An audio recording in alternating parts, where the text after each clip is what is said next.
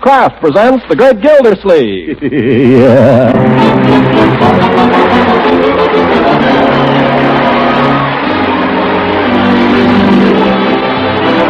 The Kraft Cheese Company, makers of parquet margarine and a complete line of famous quality food products, presents Harold Perry as The Great Gildersleeve. Kraft brings you The Great Gildersleeve every week at this time, written by John Whedon and Sam Moore, music by Claude Swaiten.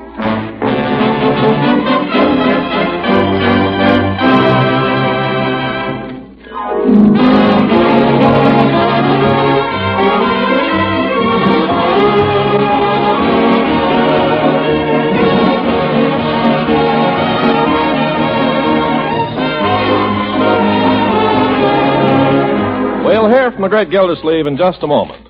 When you ladies finish baking those light, fluffy biscuits and those crust-brown dinner rolls the whole family loves, here's how to serve them in grand style. While they're still fresh and piping hot, pop them open and spread with delicious parquet margarine.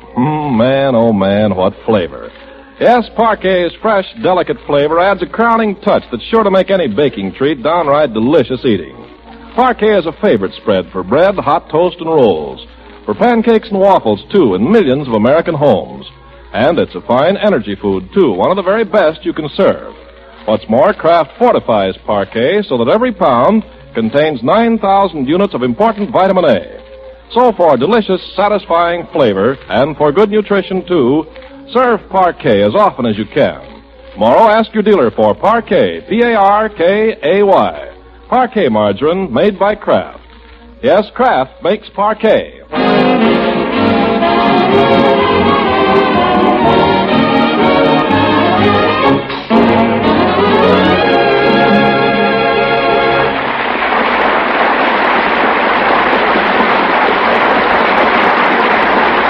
Now let's join our friend the Great Gildersleeve. It's 3 weeks since his dismissal as Summerfield's water commissioner. The development of his friend Fibber McGee's plastic mousetrap has been stymied temporarily for lack of capital, and Gildersleeve's affairs appear to be at a standstill. However, he still likes to eat, as we see now, joining him at breakfast with his family. Pass the syrup, will you please, my boy? Here. More hotcakes, Mr. Gildersleeve? Yeah, but not too many, Bertie. Say 3 or 4, huh? How about you, Marjorie? No, thanks. I think you and Leroy are disgusting. Disgusting? Why, we're just healthy, my dear. Well, I'll fix one more batch, and that'll have to hold you. All right, Bertie. Oh, Mr. Gildersleeve, I wonder could you give me some money for the grocery bill? The man asked for it yesterday, but you was out. What does he want money now for? Tell him I'll pay him the bill in the usual way. I told him that, but he wants it now. Why? Why in the name of why? Well, I'll tell you how it was, Mr. Gildersleeve. Man came in yesterday afternoon, and he says to me, "Hi," he says, "is the boss home?" "No, he ain't," I says. And he says, "Well, when he gets home, you ask him for this 1843 that's due on the groceries," he says. Yes, Bertie. So I says to him, "How come?" I says. And he says, "Mr. Gildersleeve ain't working now," he says, "and I can't afford to take no chances," he says. "Chances?" I said. "Look here, man. You ain't take no chances on Mr. Gildersleeve," I said. "Why, he ain't paid me my salary for 2 weeks," I says. And I ain't one bit worried. Oh, my goodness.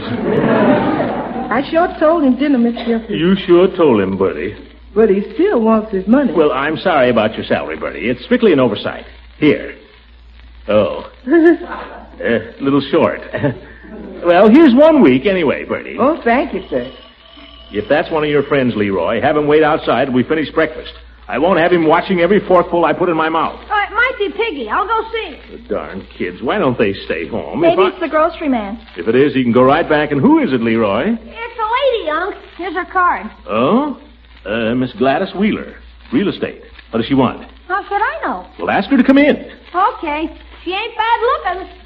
Isn't Leroy horrible? No, he's not. Well, he's growing up anyway. Come in, Miss Wheeler. Come in. Sit down. Have some hotcakes. Have some coffee. Oh, no, thank you, Mr. Gildersleeve. I'm an awful pest interrupting your breakfast. I'd be glad to wait outside until you're through. No, I finished, as a matter of fact. Sit down. This is my niece, Marjorie. How do you do? How do you do? And my nephew, Leroy. How do you do, Leroy? Say, how do you do, Leroy? Okay, how do you do? Gosh, I let her in.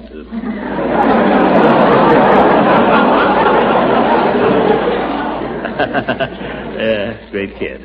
What can I do for you, Miss Wheeler? Well, Well, Mr. Gildersleeve, I wonder if you've ever considered selling your house. Selling my house? No, I never had. I don't think I'd be interested. Oh, I don't blame you, I must say. Such a lovely home. Still, I have a client who's authorized me to offer you $12,000 for it. $12,000? Leroy. But Uncle Mort, it only cost $7,000. You children leave the room, please. Miss Wheeler and I are talking business, and you don't know anything about it. I know the house cost $7,000 originally, Mr. Gildersleeve. Still, my client is willing to pay $12,000. Cash? Cash. Grab it, Unc. Leroy. Miss Wheeler, I wonder if you'd like to see the rest of our house. The dining room is no place to discuss business.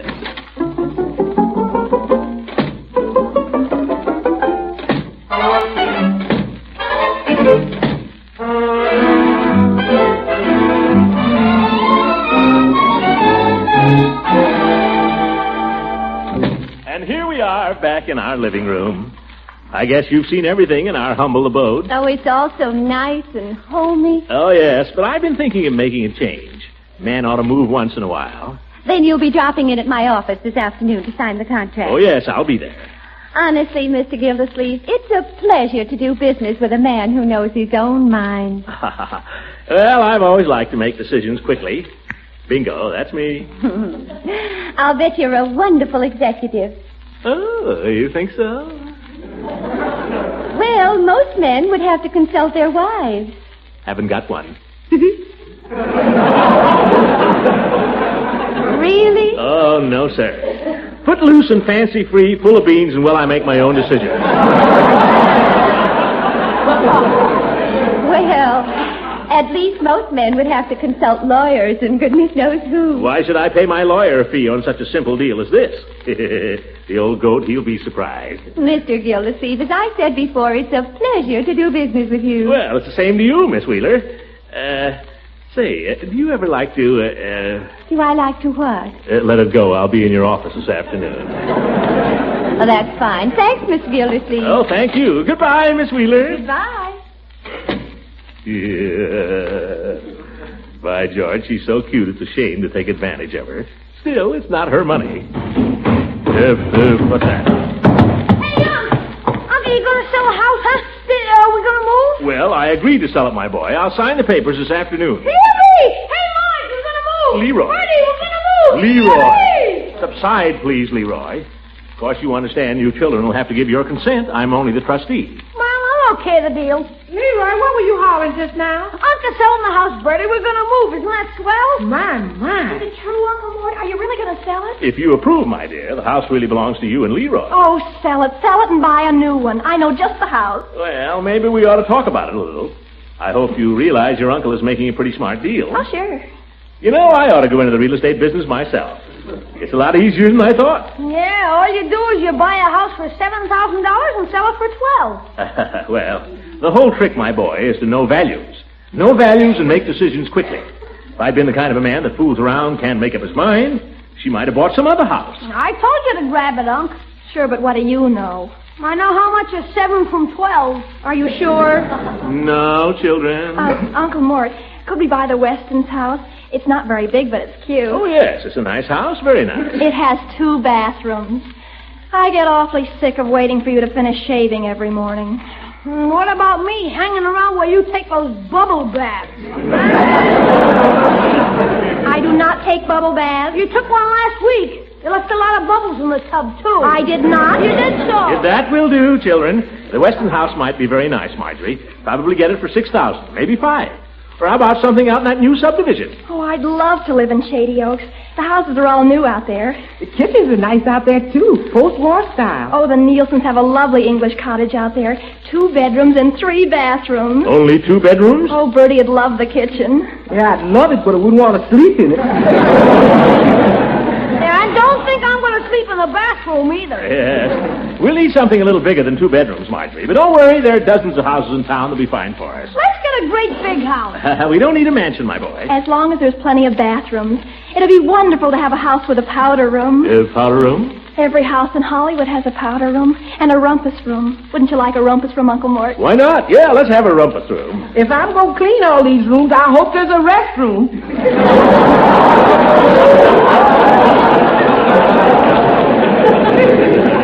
Don't worry, Bertie. Good times are coming. You know, ever since that real estate woman walked in here this morning, I felt that everything was going to be fine. I'll take this money, we'll buy a new house, then I'll put the rest of it in mousetraps, and pretty soon I'll be a millionaire. And when I'm a millionaire, Margie will have 2 bathrooms all to herself, Leroy will have a baseball diamond and a running track, and I'll have a rumpus room with a snack bar. And Bertie, you'll have an assistant. Mr. Gildersleeve. Yeah. Don't laugh, Bertie. It could happen.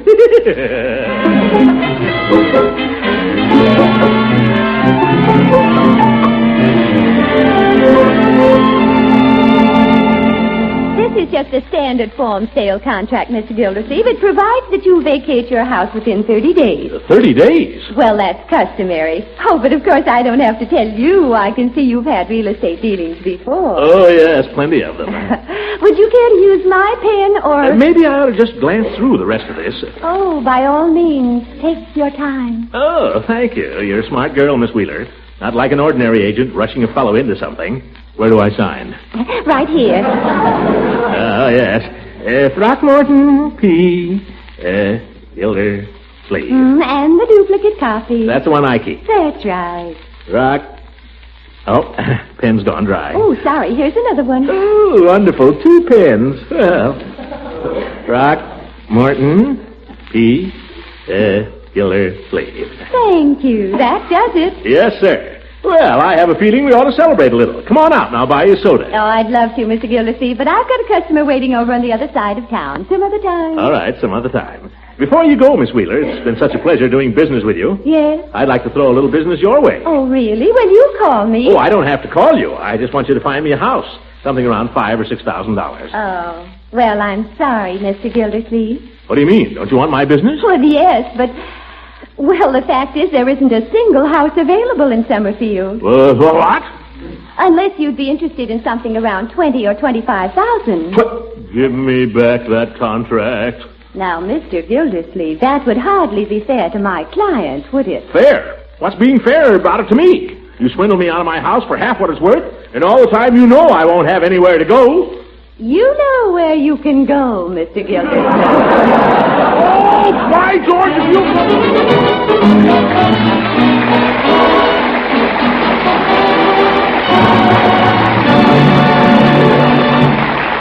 Greg Gildersleeve will be with us again in just a few seconds. If you like piping hot toast, pancakes, or waffles, try spreading them with delicious parquet margarine. And see what appetizing goodness the delicate, satisfying flavor of parquet adds to these tempting breakfast treats. If you carry a lunch to work or to school, you'll be glad to know that parquet margarine is one of the finest energy foods you can spread on bread or in sandwiches. And if you, Mrs. Homemaker, are concerned about good family nutrition, as we know you are, you especially will want to know this important fact.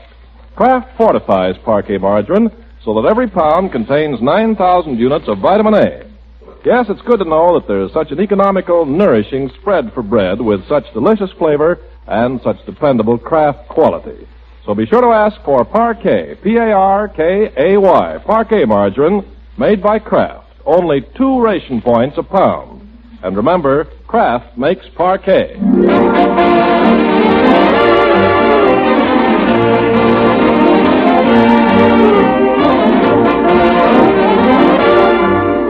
Now let's get back to the great Gildersleeve, who's really painted himself into a corner. Having sold his own house for a good price, he can't find another to move into at any price. He's tried every real estate agent in town, examined the classified ads, and now at his wit's end, he's taken time out to get a haircut and think it over.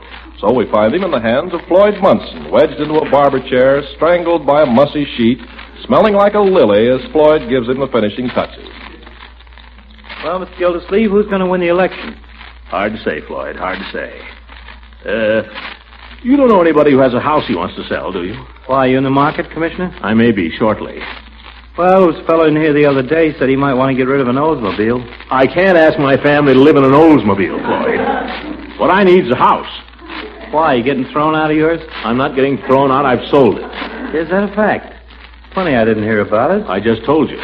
Bet you got a pretty good price for it, huh? A fair price. Yeah, it's a good solid house you got there, well built. Bet you got easy 8,000 for it. 9,000 maybe. With the garage and all, maybe 10,000. I got a fair price. My problem now is to find a place to live. Yeah. Well, I got a nice little place there. Nothing fancy, you know what I mean? We could do with another bathroom. Wife's always hollering at me. Well, it's a roof over our heads. I'm not worrying about you, Floyd. It's me. Say, now you mention it, I hear where Otto Schlesnick and his wife ain't getting along so good again. What's that to me? Well, I was passing that place the other night, and they were carrying on something fierce. I heard her call him a bum mechanic. That ain't good. Well, if you don't mind, Floyd, I'm not interested in any local gossip at the moment. Now, wait. Supposing it was to go from bad to worse. Supposing they were to bust up. Why, there'd be a house. Huh? Sure, you gotta think of those things. Wife happens to pass a remark. Man reaches for a piece of crockery. First thing you know, there's a house on the market. Floyd, you've given me an idea. Yeah, finish me up, will you? Practically done now. Great. Of course, if you're thinking of that house of Otto's, it's only got 5 rooms. Why'd you tell me about it? I need at least 7. Well, it's only an idea. Maybe if you was to look around and sort of keep your ear to the ground. You know what I mean?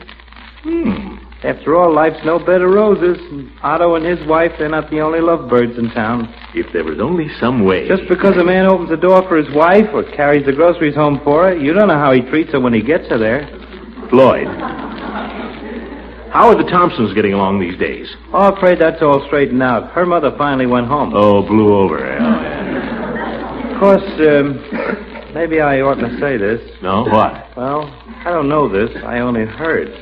But it seems where Doc Pettibone came home at 4:30 the other morning, and she put the bolt on the door and wouldn't let him in. Doc Pettibone, eh?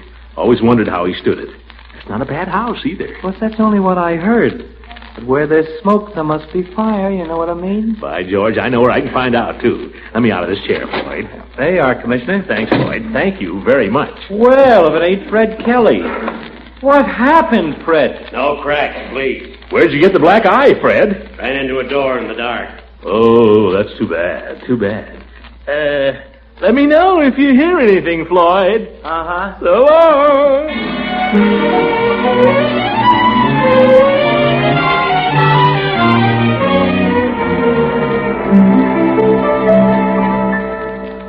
Dr. Pettibone? Well, yes, I do most of his prescription work. I know that, Peavy, but have you seen him? Yes, I have. As a matter of fact, Mrs. Peavy and I played bridge with the doctor and his wife last night. You did, really? Well, how did they seem? Oh, they seemed fine. Why? You didn't notice anything? Notice anything? I mean, you didn't feel any undercurrent there? They seemed to be getting along all right? Why, yes. No kicking each other under the bridge table or anything? No, why? Nuts. Why do you ask, Mr. Gilderdersleeve? I've got to find a house, Peavy. I've got to find one right away. Is this for yourself or for a friend? For myself, naturally. For my family. We'll be out on the street in 30 days if I don't find one. Oh, dear. I don't like to pry, Mr. Gildersleeve, but was it trouble with the mortgage? No, it was trouble with a woman. Oh, that again. The woman deceived me, Peavy. They'll do it every time. Well, no, I wouldn't say that. Not every time. This one was a real estate agent. I thought if I sold my house for $12,000 and bought another for $5 or $6, I'd make a fair profit on the exchange. But she didn't tell me there aren't any other houses. She didn't tell me that. Have you thought of renting a house? Yeah, and so has everybody else. I've even thought of stealing a house, Peavy. That's why I asked you about Doc Pettibone. I heard things weren't so rosy there, and I thought maybe... Say, how many rooms you got in your house, Peavy? Mrs. Peavy and I are very happy where we are, Mr. Gildersleeve. Yeah, I didn't think so. You don't know anybody who's leaving town or anything? No, I'm afraid I don't. The doctor hasn't happened to mention anybody who's on the anxious list. Not that I can recall. Perhaps if you waited till the winter season. What? I can't, Peavy. I've got to have a house right away. I can't find one for love or money. Speaking of love... Yes? It's too bad you and Mrs. Ransom didn't hit it off there a while back. Why do you say that? Well, I always thought Miss Goodwin very attractive, but that place where she lives is a little small. Peavy, I've told you I'm all through with that stuff. No more of it. I'll never have anything to do with a woman again as long as that... Still, that's a nice house Leela's got there. Copper plumbing throughout. Oh, nice shade trees, too. Yeah. Peavy, I wonder... What? I wonder if Mrs. Ransom wouldn't like to go back to Savannah. After all, she's a long way from home up here, Peavy. She could sell me her house and go down there and buy a little old plantation. Enjoy some of that southern comfort. Get some of that old corn pone. Hear those old banjos ringing. Man, I'd almost go with her.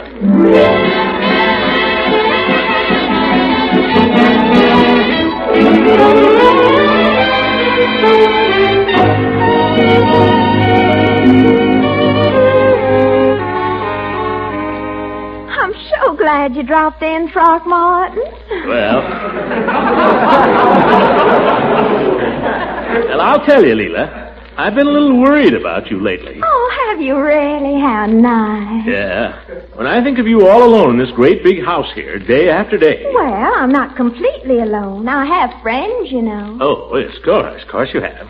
But I sometimes ask myself, Leela, if we really know who our truest friends are. Well, I always think of you as my friend, Throckmorton. I hope you don't mind. Oh, I am, very much so. Yes, indeed. You must always think of me that way, Leela. Yes. But what I mean is, well, everybody knows that a boy's best friend is his mother. A girl's, too. I suppose. Yes. People should stick to their mother and their family, Leela. We mustn't forget the old folks at home. Don't you ever miss them? Well, I think about them. I think about them a lot. But sometimes I feel I'd rather think about them than be with them. Oh, that's the wrong attitude, Leela. Throckmorton, why are you suddenly so interested in my folks? You never showed any interest in them when we were engaged. Well, it's not your folks so much, Leela. It's not that. I'm thinking of you. Ah, yeah. Certainly.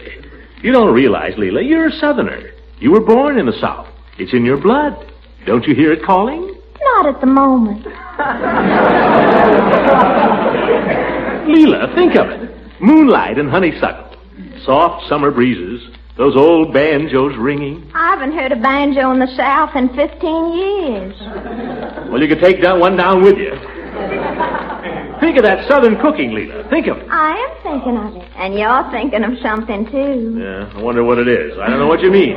Oh, yes, you are. I'm thinking of you, Leela. So far from home. Living all alone up here in this great big house. By the way, how many rooms has it got? 7. Ever have any water in the cellar? Not a drop. Remarkable. Just the same, I worry about you here, Leela. Oh, that's very sweet of you, Throckmorton, to worry about me, but I don't worry. Well, you should. Such a big house for such a little girl. 7 rooms, you say? I never worry because I know that if anything should happen, if I should ever need protection, you're right next door. That's just it, Leela. I may not be next door. Throckmorton, you're not leaving town. Well, that depends. Depends on what? It depends on you. Oh, gracious. I mean, here you are living all alone in a great big house, and here I am. I don't know how to say it. Oh, Throckmorton, you're such a dear, sweet, clumsy fool. Why don't you just come right out and say it? Well... sit down beside me first. There. You got me all wrong, Leela.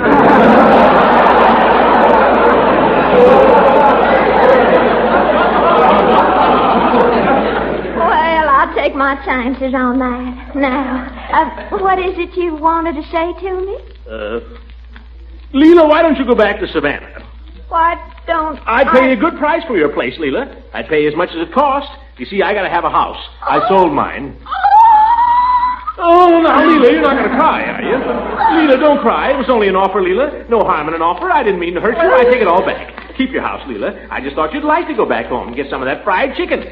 Smell some of those oleanders again. Hear those old banjos ringing. I hate banjos!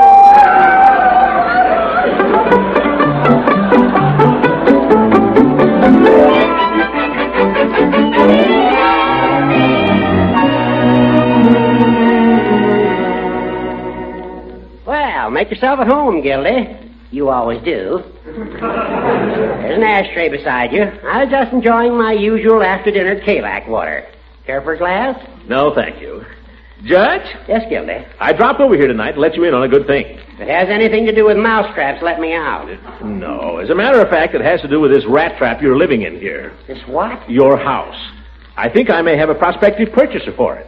That is, if the price is right. Sorry, I wouldn't be interested. Oh, Judge, don't be ridiculous. This is a bona fide offer. No, not interested. Don't be a dog in the manger, Judge. What do you want to wallow around in a 9-room house for? I like it here. May not be beautiful, but it's comfortable and I like it. I hope and expect to remain here till the day I die. But that may be years. Look, Judge, this man is no piker. He's prepared to offer $5,000 spot cash for the whole shebang, just as she stands. I might possibly consider 14. 14? That's $2,000 more than I got. If you think your house is worth more than mine... Wait a minute, Gildy. You mean to tell me you've sold your house? Well, I didn't mean to tell you, Judge, but that's about the size of it. But, Gildy, that house isn't yours to sell. You're only the executor. It's held in trust for Marjorie and Leroy. Well, I consulted them before I did it. Oh, you did? Well, why didn't you consult me? Well, doggone it, Horace. Every time I consult you about anything, you send me a bill. Oh, so that's it. What am I going to do, Horace? I've sold the house and I can't find another one. Are you asking me what to do? Well, I'm asking you. I'll bill you, so help me, I'll bill you.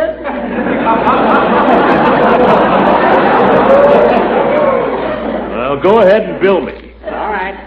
As your lawyer, I advise you to get that contract canceled. But how, Judge? How can I do it? Well, it'll take a good lawyer. Fortunately, you've got one. Yes. As your lawyer, I shall refer the contract to the probate judge in charge of the estate, to whom it should have been referred for approval in the first place. Good, do that. And as the probate judge in charge of the estate, I shall declare the contract null and void. Yeah. Horace, can you do that? Watch me. By George, the law is a wonderful thing. Just a minute, please. Speaking again as your attorney, the fee for that will be $100. Marked up from 50. 100? Well, I guess it's cheap at that. $100 or a chicken fricassee dinner cooked by the inimitable Birdie. Yeah. Said fricassee to include dumplings. By George, Horace. By golly, Gildy. You old son of a gun. You old horse thief. You old puddinhead. You old stick in the mud. Be it ever so humble, There's no place like home. Be it ever so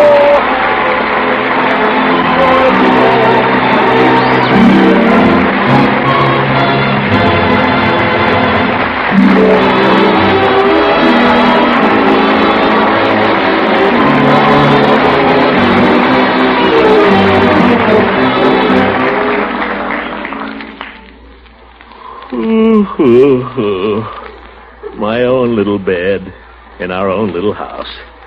By George, I'm glad we didn't sell it. Listen to that. Rain on the roof. And here I am, snug as a bug in the rug. Hey, Unc, the water's coming through the ceiling in my room. It is? Yeah, it's dripping right in my face. Never mind, Leroy. These days a man is lucky to have a leak over his head. You go to bed. Good night, everybody.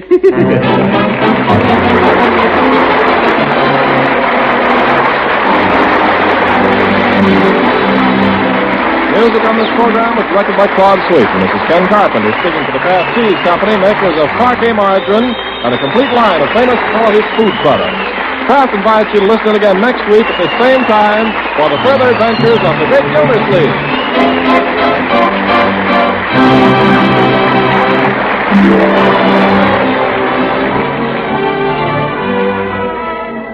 It may even surprise some of you good cooks, and it's sure to surprise your family and guests to discover what marvelous new flavor interest you can add to foods with delicious Kraft prepared mustards. First, get hep to tangy golden Kraft salad mustard. It's something really quite special in a salad mustard. Creamy smooth, mild, yet so zestfully spiced, Kraft salad mustard has just what it takes to pep up a golden sauce for hot-cooked vegetables, and it adds a delightful flavor tang to egg and cheese dishes. Puts new sparkle into relishes, appetizers, and sandwich spreads. And here's another great favorite, Kraft mustard with nippy horseradish added, to sharpen your appetite for frankfurters and cold meat cuts, and to zip up the flavor of sauces for fish. Buy both kinds for lively flavor variety. Tomorrow, ask your dealer for Kraft mustard, the nippy horseradish variety, and the tangy golden Kraft salad mustard.